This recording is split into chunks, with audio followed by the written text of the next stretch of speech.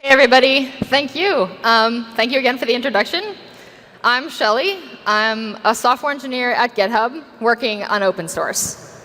Today, I would like to do a deep dive into the mechanics of asynchronous programming in JavaScript. To make sure we're all on the same page, before I really get started, I'll go over basic principles of async. Then, we'll launch into the different methodologies and the nuances of what exactly differentiates them. And then finally, we'll compare over the spectrum of options to discuss which situations require which approaches. Let's say you have a program contained within a single file. It's made up of functions, and at any given time, only one of these is going to be executing now. The rest will execute later, at some point in the future. That, there, is the crux of async. It's the relationship between now and later, and the way in which you manage this relationship with your code. What is key here, however, and what causes some of the most difficulties for developers when they're just starting out, is that later does not mean strictly and immediately after now. It could be at any point in the future, and you don't necessarily know when that will be. Now, let's move on to some of the technical underpinnings of how code is executed in the JavaScript environment. In pursuit of this understanding, it's best to start with the event loop. The event loop can best be conceptualized as an endlessly running, singly threaded loop, where each iteration runs a small chunk of code in the program. If you wanted to run a chunk of code at a later time, that chunk would simply be added to the queue for the event loop. And when the time came that you desired it to execute, it would be dequeued and executed. With ES6 came a new concept called the microtask queue, but we'll save that for a little bit later. It's also important to mention that JavaScript has what's known as run-to-completion semantics. This means that the current task always finishes before the next task begins, or until it explicitly yields control back to the event loop.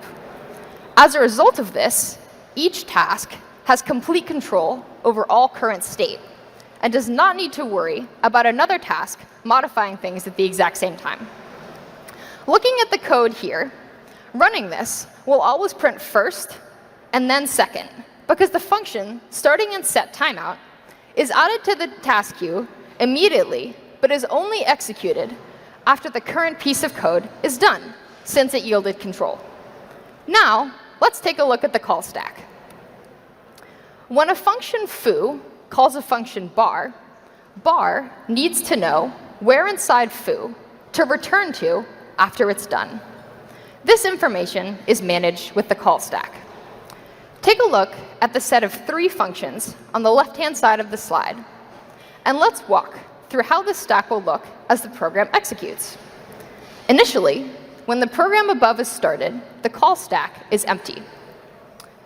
After foo is called, the stack has one entry, location and global scope, so that, as I mentioned before, foo knows where to return to when it's finished. Next, after bar is called, the stack has 2 entries.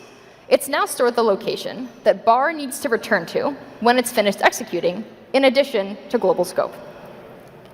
The trend continues as baz is called, and the stack now contains baz's return address, as well as the previous return addresses from previous function calls.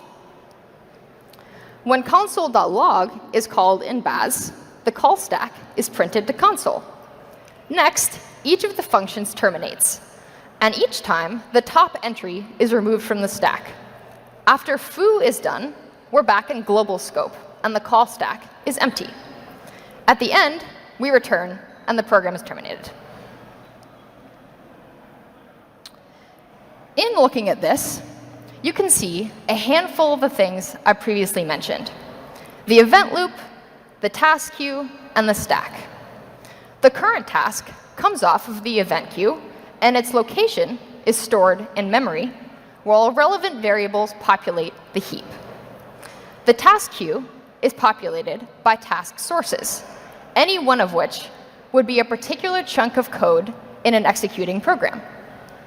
This snapshot would represent the moment after all functions in the previous slide had executed and before locations had begun to pop off of the stack. Most of you have likely encountered callbacks, so I'm going to focus more on how they fit into the async landscape as a whole. Let's start by looking at some functions and discussing them in context. Here, you can see I have two programs side by side.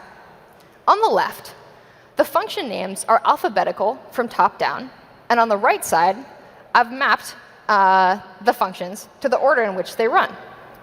Most likely, your eyes have to do a significant amount of jumping around in order to discern the order in which the functions are executing for the program on the left, since they're not running in the top-down sequential order in which you might expect. By following the cardinal number words on the right side, you probably had an easier time. So let's talk about why that is. Your brain operates sequentially, which places it at odds with the inherent functionality of callbacks. This is a comparatively simpler example, but when callbacks start to next significantly, you enter what's known colloquially as callback hell, which becomes progressively more difficult for your brain to reason through. What's happening here in terms of the call stack, and by extension, the event loop? Assuming all these functions are async, first we'll begin, and then immediately yield control, and then second, we'll execute. A callback was registered by first, so the next available task will be that callback. Next, third will execute, followed by fourth. Fourth registers a callback, and then returns control, so that fifth executes. The callback registered by fourth will come off the queue and execute, and then finally, sixth will execute. For each of these functions taking a callback, the callback itself is a black box for the function. The continuation of the program is dependent on our handing that callback off to another part of the code, and then essentially just praying that it'll do the correct thing when the callback is invoked. This paradigm is known as inversion of control and can create significant trust issues. In the previous code snippet I had up, you could see that your eyes had to skip around, even though they most likely wanted to read the code in a top-down fashion. When you sometimes struggle to understand how and when each part of a piece of code is working, it's undoubtedly hard to deal with errors in that code. Within the callback landscape, there are two ways in which errors are reported, via callbacks and via exceptions. You need to be careful to combine both properly. This is because the most obvious, but occasionally overlooked aspect of dealing with errors in callbacks is to make sure that they've actually all been handled. However, there's a caveat to this advice, and it lies specifically in how errors are caught. Can you see how in the snippet above, I returned and didn't throw an error? That was intentional, because exceptions are only a synchronous mechanism, which is logical. In an asynchronous environment, the exception could be thrown, and when the handler block is already out of scope, the error would be rendered meaningless. The next big innovation in asynchronous programming, promises, hit JavaScript with ES6. Before this, there was no direct notion of async built directly into the JavaScript engine. All it ever did was execute a single chunk of your program at any given moment when asked to. You, the developer, asked it to by means of callbacks or timeouts in order to shuffle its place in the event loop. With promises came a change to the JS engine, which took a form of the queue I mentioned very briefly at the very beginning, the microtask queue. Before I delve into how exactly this changes the form of the stack queue event loop diagram I showed you a few slides ago, let's look at an example of a program utilizing promises and then discuss what's happening and why. Promises act as placeholders. They allow us to reason about future values without necessarily knowing their outcomes, making them functionally extemporaneous. When the future value is settled, it might succeed or fail. And then at that point, the promise is no longer a placeholder and becomes an immutable value. A few slides ago, I referenced a paradigm known as inversion of control, where we handed off callbacks and just hoped they did the right thing. Promises confer to us a capability to know when a given task finishes, and then our code can decide what to do based off of those results. Importantly, promises may seem like an entirely different paradigm, but in fact, they don't get rid of callbacks at all. They just change where the callback is passed to, and remove the black box effect we saw previously. We get back from a function the ability to know when it's completed, and then perform new tasks from there, as I said. Promises are not just a mechanism for single-step operations that follow a this, then, that flow. They're capable of that, of course, but it turns out that we can string multiple promises together to represent a sequence of async steps. This ability is conferred to us as a result of two key characteristics of promises, which are that, one, every single time you call .then on a promise, it creates and returns a new promise. And two, the value returned from the .then's call's fulfillment callback, the first parameter, is automatically set as the fulfillment of the chained promise. Looking to the slide, by returning hello world, we fulfill the promise that the first .then call created and returned. When the next .then call runs, it's receiving the fulfillment from the returned hello world statement. The second .then would create then another promise. So, how does this look under the hood? Promises utilize the micro-task queue, which allows us to say, here is this thing that I need to do later, but I need to ensure it happens immediately later before anything else can happen. The micro-task queue can best be thought of as attached to each tick in the event loop. Some async actions will be added to the end of the current tick's micro-task queue, instead of creating a whole new tick in the event loop queue as a whole.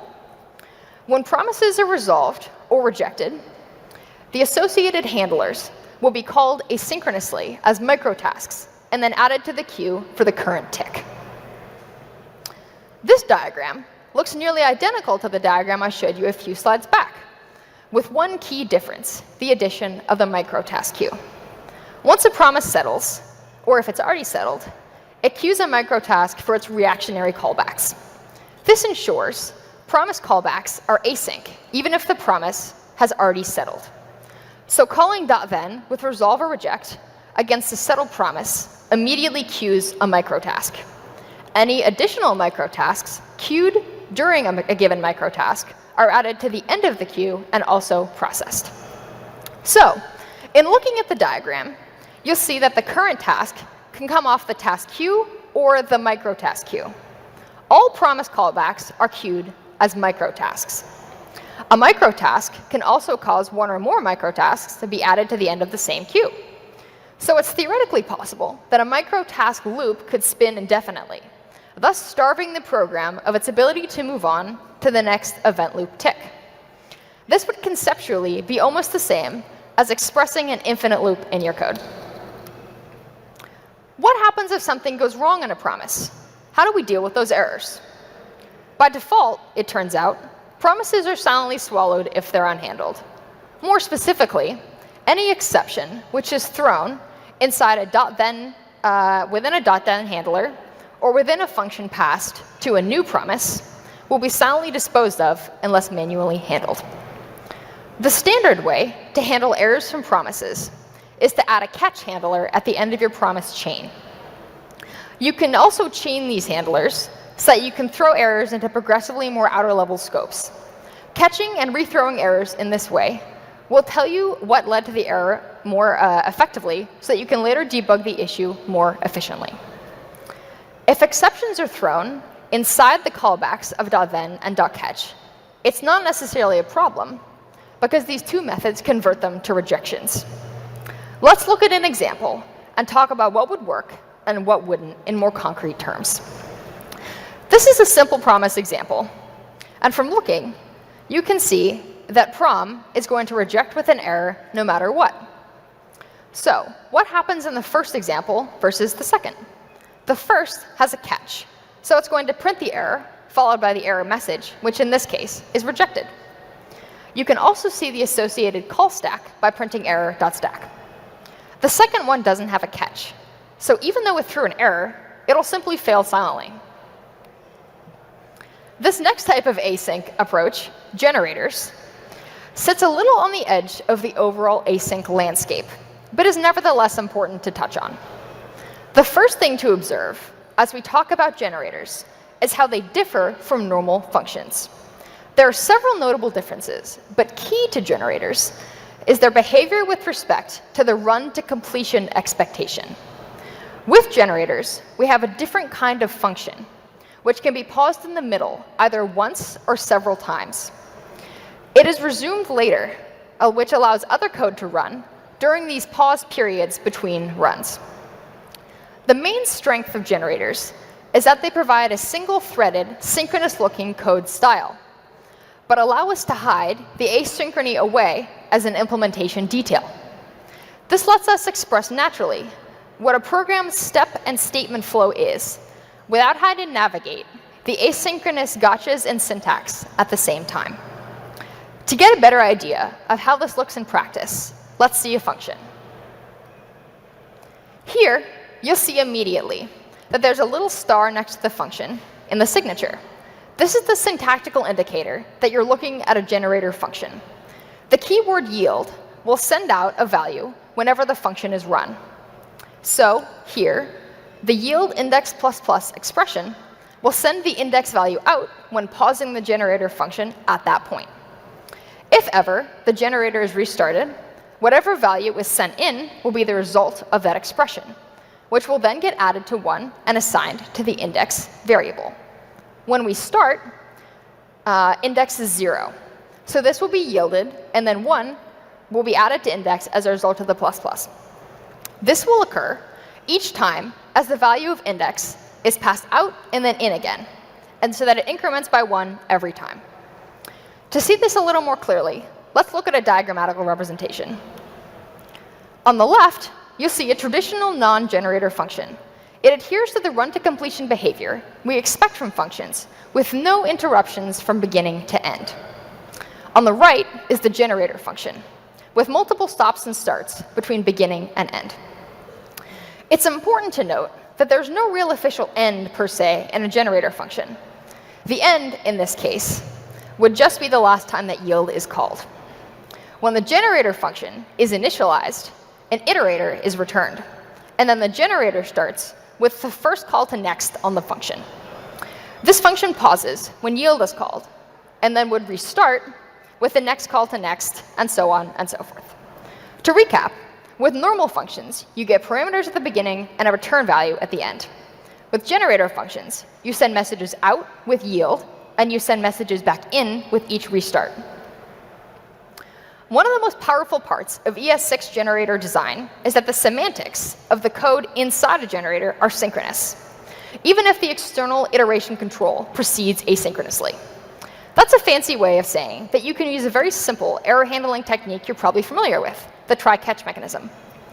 Even though the function will pause at the yield3 expression and may remain paused for an arbitrary amount of time, the try-catch will catch it. With normal async capabilities, like callbacks, that's almost impossible to do. The generator itself also has a throw function to throw an error into the generator at its pause position, which of course can also be caught by a try-catch inside the generator. Async await is a new way to write asynchronous code. Previous options are callbacks and promises. Async await was created to simplify the process of working with and writing chained promises. And so async await functions themselves return promises. They cannot be used with plain callbacks. Async await is thus, like promises, non-blocking, and makes asynchronous code look and behave more like synchronous code. This is where all of its power lies. Since any async await function returns a promise implicitly, the resolve value of the promise will be whatever you return from the function. To illustrate, let's look at code. Here, we're returning a string that contains several components of a street address. The function has the async keyword before it, and the await keyword can only be used inside functions defined with async. all 4 variables must be resolved before the function will return the desired string. Also important to note here is that if we did not use the await keyword before each of the address component functions, this function would not necessarily fail. It would just mean that the variables would be set to promises instead of the values returned from them. There is also an oft-overlooked gotcha I'd like to point out here before I move on, which is that await calls operate sequentially. What this means is that the call to get city won't kick off until after we have a value for get street address. In some cases, this is desired behavior, such as when one call depends on the results from a previous call. Here, however, we want to get all of these address components simultaneously, so we shouldn't be blocking each on the previous one. Instead, we should rewrite it like this. Under the hood, async await works almost exactly the same as promises, utilizing the new microtask queue introduced to handle async operations. If you're familiar with promises, you know that if a promise is rejected, you need to handle that error inside a catch. And if you're handling errors for both synchronous and asynchronous code, you will likely have to duplicate your error handler. In the above snippet, we can see that there's duplicate code on line 6 and line 8. The catch statement on line 7 will handle any errors that the synchronous function do synchronous things may throw. But it won't handle any errors thrown by do something since it's synchronous, or since it's asynchronous. My apologies. This example may seem palatable, since all it's doing is printing the error to console. But if there's any kind of complex error handling logic, we want to avoid duplicating it. Async await lets us do exactly that. By looking at the code snippet on the top right, you'll see that we only catch once. When we use async await, we can catch errors from both synchronous and asynchronous actions in a single handler. Here, we can both minimize the total amount of code that we write and catch errors in a more readable and clear way. So, wrapping up. Our brains plan things out in sequential, blocking, singly threaded, semantic ways.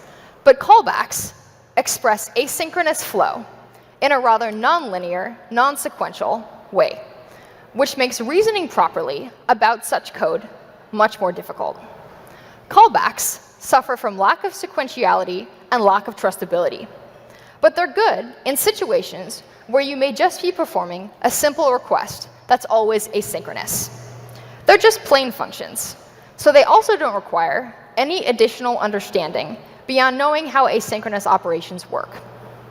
They also tend to be more verbose, so coordinating multiple asynchronous requests with them concurrently can lead to callback hell if you're not actively modularizing your functions. Dealing with errors also tends to be more confusing, since there could be many error objects that all go back to a single error further down the call stack. Promises are easier to reason about, although they still have their downsides. They're especially useful for coordinating multiple asynchronous operations, propagating errors from nested async operations, and dynamically chaining asynchronous operations, i.e. those where you would do something async, examine output, and then do something else async based on the intermediate values. Errors and error stacks in promises can also be a challenge, because they can behave unintuitively in the way in which they print errors when those errors are thrown. They brought new changes to the JavaScript engine and paved the way for later innovations like async await. This latest async pattern is essentially syntactical sugar on promises, but it allows for more intuitive reading of asynchronous code. It also improves error handling compared to traditional promises, and can be handled with simple try-catch blocks. It's so easy to use async await that one of its slight dangers is that you forget that you're writing asynchronous code at all.